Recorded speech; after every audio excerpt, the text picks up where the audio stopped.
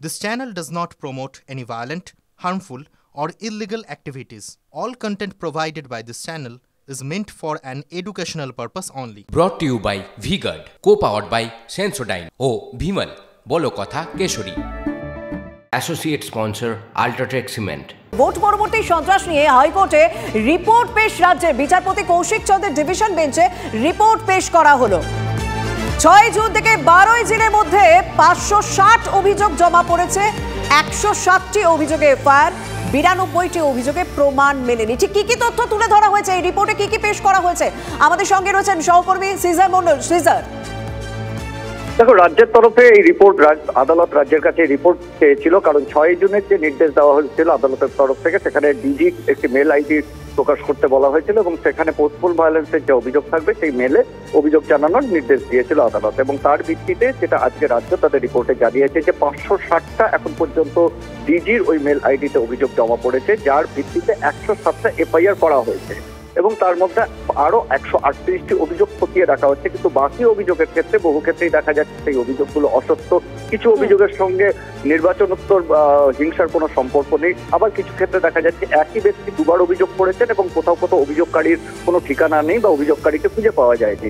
অর্থাৎ তারা মূলত মান্যতা দিচ্ছেন 138টা অভিযোগকে এবং সেগুলো খতিয়ে রাখা হচ্ছে। এটাই আজকের রিপোর্টে এখন পর্যন্ত রাজ্য জানিয়েছে আদালতকে। ধন্যবাদ।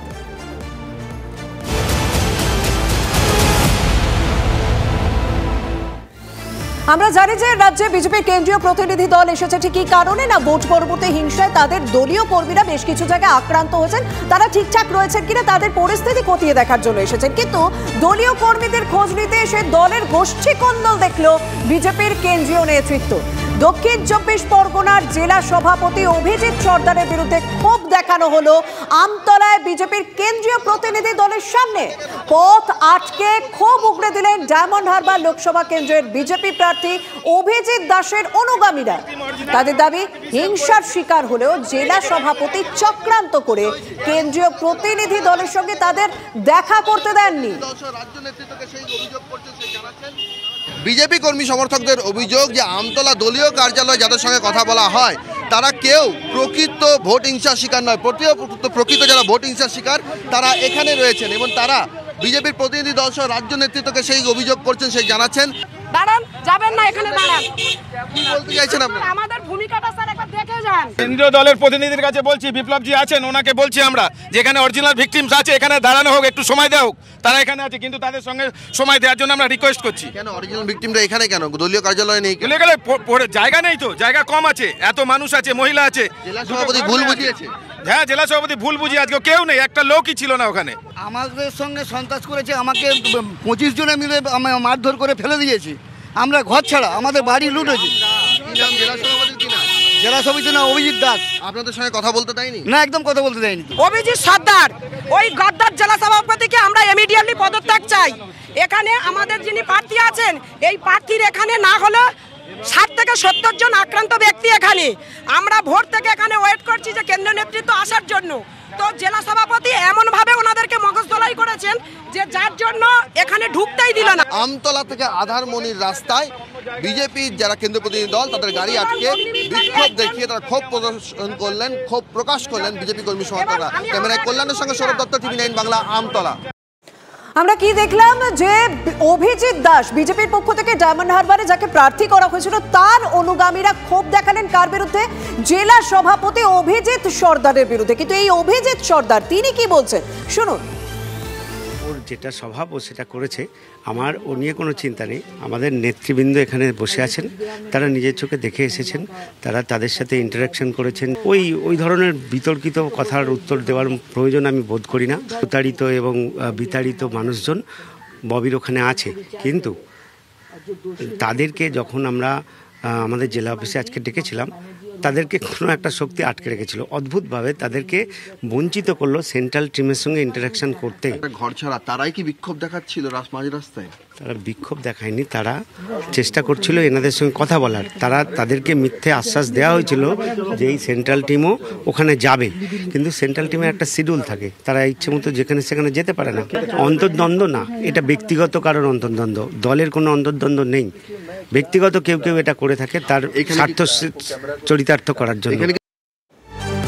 অভিযোগ উঠেছে ভোট পরবর্তী হিংসার জন্য বেশ কয়েকজন বিজেপি নেতা কর্মীরাই তারা ঘর ছাড়া রয়েছেন, কিন্তু তাদের মুখে কে শোনা যাচ্ছে যে নেতৃত্বের অভাবেই তারা রীতিমতো ঘর ছাড়া। কেন্দ্রীয় নেতৃত্বের সামনে তারা আবার ক্ষোভ উগড়ে দিলেন। ঘর ছাড়া বিজেপি কর্মীরা নেতাদের দেখতে পাওয়া যায় না, পাশে থাকার আশ্বাস দিলেও কাজ হয় না।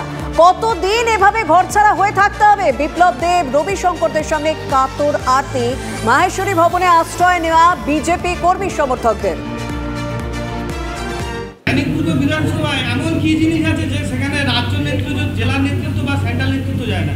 এই মনোজ দা হচ্ছে আমাদের জেলার ওবিসি মোর্চার প্রেসিডেন্ট। 21 সালের আগে থেকে ঘর ছাড়া, আমার উপরে 21 সালে অ্যাটাক হয়েছে, আমি ঘর ছাড়া হয়েছি। আইনি পদ্ধতিতে হাইকোর্ট থেকে আমি রায় নিয়েছি, আমাকে পুলিশ প্রোটেকশন দিতে হবে। 2 বার হাইকোর্ট করেছি, কিন্তু তবুও তা সত্ত্বেও আমাকে ঘর ছাড়তে হয়েছে। আমার একটাই মাত্র রিকোয়েস্ট যে পুলিশ বাদে যদি আমাদের সিকিউরিটি ভাবে ঘরে ফেরাতে পারেন ফেরান, আর নাহলে আমাদেরকে আমাদের ঘরটা ছেড়ে দিন। কারণ কিছু কিছু বিধানসভা আছে, আমি তো আমারটা বলতে পারবো, ক্যানিং পুরো বিধানসভায় আজও পর্যন্ত পুরো বড় নেতৃত্ব ঢোকার সাহস হয়নি। কেন? সেটা আমার কোনো থাকে। যেভাবে বাংলাতে বিভিন্ন জায়গাতে ইলেকশনের আগে এবং পরে লাগাতার আপনাদের উপর অত্যাচার হচ্ছে, মার্ডার করা হয়েছে, সেগুলো নোট করা হয়েছে। আমরা পার্টিকে নির্দেশিত বা তার সূচনা দেওয়া হয়েছে যাতে বাড়িতে আপনারা যেতে পারেন, তার জন্য হাইকোর্টে ইন্ডিভিজুয়াল অ্যাপ্লিকেশন লাগানো হবে এবং হাইকোর্ট থেকে তার আপনাদের বাড়ি ফেরার ব্যবস্থা কিভাবে করা যাবে তার জন্য আমাদের লিগ্যাল সেল কাজ করবে। আর যেই যেই অসুবিধাগুলো আপনাদের হয়েছে সেগুলো আমাদের কাছে এসছে, আমরা কেন্দ্রীয় নেতৃত্ব আমাদের মাননীয় জেপি নাড্ডাজির কাছে পাঠাবো, ওনার কাছে নিয়ে রাখবো। আমরা কোর্টের মাধ্যমে হোক আর পার্টির মাধ্যমে হোক, যে কোনো মাধ্যমে আমরা আপনাদের সঙ্গে ন্যায় দেওয়ার ব্যবস্থা করব। আমতলাতেও বিজেপির কেন্দ্রীয় প্রতিনিধি দল আজ পৌঁছে গিয়েছিল, সেখানে আক্রান্তদের অভাব অভিযোগ শুনলেন বিপ্লব দেব, রবিশঙ্কর প্রসাদরা। ভোট পরবর্তী হিংসা খতিয়ে দেখতে 3টি হটস্পটে নজর কেন্দ্রীয় প্রতিনিধি দলের। সন্দেশখালী, জয়নগরেও যাওয়ার কথা বিজেপি টিমের।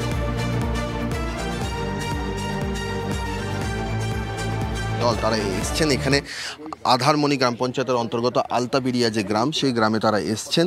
অগ্নিমিত্রা পাল রয়েছেন, ফাল্গুনী পাত্র রয়েছেন, সহ 4 সংসদ রয়েছেন। कैसा माहौल है बंगाल का, आप क्या देख रहे हैं? इस गांव में नहीं देख रहे हैं, एक आदमी दिखाई पड़ रहा है, वही देखने हम आए थे। हमारे जिला अध्यक्ष ने कहा एक भी व्यक्ति नहीं, तो एक भी व्यक्ति दिखाई पड़ रहा है। टूटे हुए घर, उनके पूरे पशु पक्षी सबको गुंडों ने लूट लिया। कार्रवाई क्यों नहीं होती? गांव में आ नहीं सकते, आएंगे तो पैसा चाहिए, इसके बावजूद देखो सुरक्षा की गारंटी नहीं है। ये कौन सा शासन ममता जी ने आपने कर दिया? ममता जी, शेम ऑन यू। ममता जी, आप पर शर्म आती है कि आप इतना संघर्ष करके आई वामपंथियों से और अब तुमसे भी आगे बढ़ गई। যিনি অভিযোগটা করলেন যে গোটা গ্রাম শূন্য, এখানে ঘর ছাড়া সকলে বিজেপি কর্মী সমর্থকেরা, ঘরের ভেতরে কেউ নেই, তারা গ্রামে ঢুকতে পাচ্ছেন না, তাদের ঘর ভাঙচুর করা হয়েছে। যারা বিজেপি করেন তারা কি সকলেই গ্রামের ঘর ছাড়া? সব ঘর ছাড়া। কোথায় কে কোথায় রয়েছে আত্মীয়র বাড়ি বলতে পারছি না। কতগুলো পরিবার ঘর ছাড়া? প্রায় 50-60 ঘর হবে। কি হয়েছিল তাদের সঙ্গে? এমন কিচ্ছু হয়নি, শুধু ডিজেপি করার অপরাধে। হ্যাঁ, কি কেন তারা ঘর ছাড়া? মানে ওরা এসে বললো, মানে কারা? এই টিএমসিরা, যত লাঠি বললাম নিয়ে এসছে, মানে অনেক লোক এসছে, তাড়া করেছে, বলে এসব মারবো ধরবো বলে বার করে দিয়েছে। বিজেপির কেন্দ্রীয় প্রতিনিধি দল, সাংসদ বিপ্লব দেব নেতৃত্বে সাংসদ রবিশঙ্কর প্রসাদ, তারা এসেছিলেন এই গ্রামে পরিস্থিতি দেখার জন্য। লজ্জাস্কর, একজন মহিলা মুখ্যমন্ত্রী হয়ে মহিলাদের উপর অত্যাচার, গ্রামেগঞ্জে মহিলারাও থাকতে পারছে না। কেন্দ্রীয় নেতৃত্ব আমাদেরকে পাঠিয়েছে আর আমরা সমস্ত রিপোর্ট দেব और हमारे कार्यकर्तार संगे न्याय करब, बांग्लार संगे न्याय करार जोन्नो जा जा करे आमरा करब। ये बहुत बददुआई लगेगी क्योंकि एक इंसानियत को छोड़कर इतना अत्याचार बताते कुछ और है, असलियत में तस्वीर उनकी यहाँ पर कुछ और है। পোস্টফুল ভায়োলেন্সই এখন বাংলার ট্র্যাডিশন হয়ে দাঁড়িয়েছে। মানুষ ভীত, সন্ত্রস্ত, মুখ খুলতে ভয় পাচ্ছে। ইভেন কেন্দ্রীয় টিম এসছে, তাদের সামনেও বলতে তারা ভীত। বিজেপির কেন্দ্রীয় প্রতিনিধি দলের বক্তব্য স্পষ্ট, যেভাবে তাদের কর্মী সমর্থকদের হুঁশিয়ারি দেওয়া হচ্ছে সেটা সংসদীয় গণতন্ত্রে একেবারেই কাম্য নয়। ক্যামেরায় কল্যাণের সঙ্গে Sourav Dutta, TV9 Bangla, Amtala. Brought to you by V Guard, co powered by Sensodyne ও ভিমল, বলো কথা কেশরী। Associate sponsor, Ultratech Cement.